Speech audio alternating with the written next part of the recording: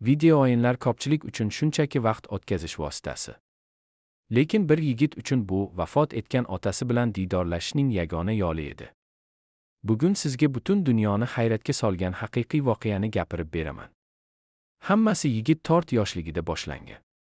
Otasi unga o'yin pristavkasini sovg'a qilgan edi. Ular soatlab poyga o'ynashardi, bir-birlari bilan musobaqalashardi. Ammo baxtli kunlar uzoq davom etmadi. Oradan 2 yil o'tib, otasi vafot etdi. Ogil 10 yil davomida o'sha pristavkaga qo'l tegiza olmadi. Chunki har bir tugma otasining xotirasini eslatardi. Bir kuni yigit baribir o'yinni yoqishga qaror qildi. Poyga boshlandi va kutilmagan mo'jiza yuz berdi. Yo'lakchada shaffof, arvoh mashina paydo bo'ldi. Bu o'yin tizimi saqlab qolgan otasining eng yaxshi natijasi edi. Yigit har kuni o'sha arvoh bilan poyga qila boshladi.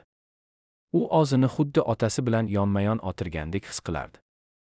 Yigit yillar davomida mashq qildi va mahorati oshib bordi. Va nihoyat u otasidan ozib ketish darajasiga yetdi. Marraga bir necha metr qolgan edi. U g'alaba qozonishi, rekord o'rnatishi mumkin edi. Lekin u kutilmaganda tormozni bosdi. Mashina to'xtadi. Nega?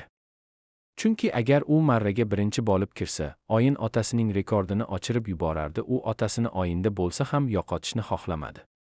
Ba'zan mag'lubiyat har qanday g'alabadan ko'ra qadrliroqdir. Ota-onangiz hayot bo'lsa, ularni bugun yo'qlang.